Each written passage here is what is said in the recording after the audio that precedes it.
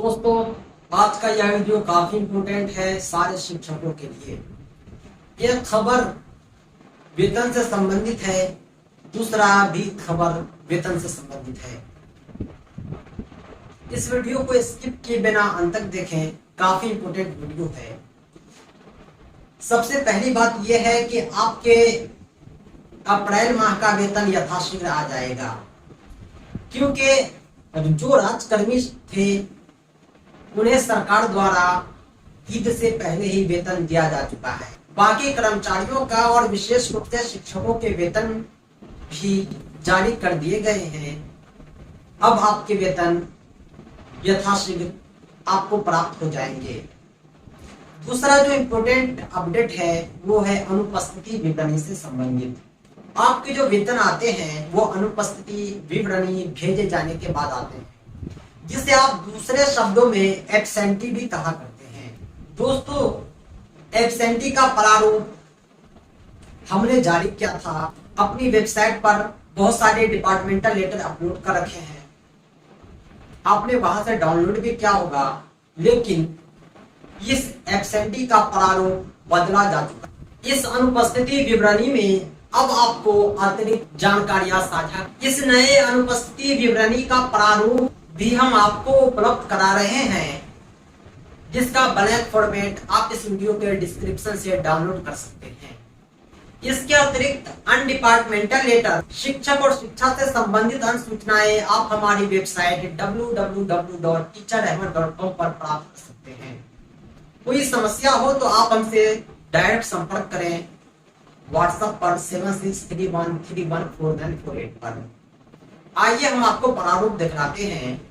Screen पर आप देख पा रहे होंगे, यही है नया प्रारूप जो सभी के लिए है, चाहे वो SSA हो चाहे GOB हो, सभी के लिए एक ही प्रारूप तैयार किए गए हैं और इसमें सारे रिकॉर्ड मांगे गए हैं, सब आपको भरने हैं।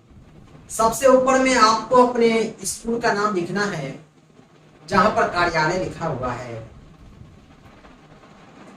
नीचे प्रखंड का नाम रहेगा, जिला का नाम रहेगा। उसके बाद किस माह का आप अनुपस्थिति विवरणी भेज रहे हैं उस माह का नाम लिखना है। इस फॉर्मेट में हमने 10 कॉलम दिया है। अगर आपके विद्यालय में 10 से अधिक शिक्षक हैं तो आप इसकी 1 से अधिक प्रति उपयोग कर सकते हैं। सबसे पहले जो है आपको पंचायत का नाम या प्रखंड का नाम लिखना होगा। यदि आप पंचायत शिक्षक हैं तो पंचायत का नाम लिखेंगे, प्रखंड शिक्षक है तो प्रखंड का नाम लिखेंगे। आपका विद्यालय किस संकुल में आता है उस संकुल का नाम भी लिखना है। इसके बाद विद्यालय क्रम संख्या लिखना अनिवार्य है, जिसे U-कोड कहा जाता है। यह U- नंबर एक यूनिक नंबर होता है जो प्रत्येक विद्यालय के लिए होता है। आप अपने विद्यालय का U- नंबर ऑनलाइन पता कर सकते हैं। हमने एक वीडियो इस पर बना रखे थे। डेटा की बात करें तो इसमें शिक्षक शिक्षिका का नाम लिखना है, उन्होंने विद्यालय में कब योगदान किया था, योगदान तिथि भी लिखना है। ये नया कॉलम ऐड किया गया है, इससे पहले यह कॉलम नहीं था। इसके बाद माह में कितनी उपस्थिति हुई है उनकी और कितने दिन वह अनुपस्थित थे, यह भी लिखना है। अगर आप CL में थे, SL में थे, ये अनुपस्थिति में काउंट नहीं होता है, क्योंकि आपको संडे के दिन का भी वेतन मिलता है। आप SL में रहेंगे फिर भी आपको वेतन मिलेगा, CL में रहेंगे फिर भी वेतन मिलेगा। वेतन तब नहीं मिलता है जब कोई डिप्टेशन में है या अध्ययन अवकाश में है या कोई विशेष अवकाश में है, जिसमें वेतन नहीं दिए जाते हैं या बगैर सूचना के कोई गायब है। इसके अतिरिक्त आपको अपने मूल वेतन लिखने पड़ते हैं। अगले कॉलम में आप सभी का मूल वेतन आपकी योगदान तिथि पे डिपेंड करता है। जो नवनियुक्त है उसका वर्तमान में मूल वेतन 15,380 है। आप अपना मूल वेतन यहाँ अंकित करेंगे। इसके बाद महंगाई भत्ता वर्तमान में 42% आपको मिलेगा, तो आप अपने मूल वेतन का 42% यहाँ पर अंकित करेंगे।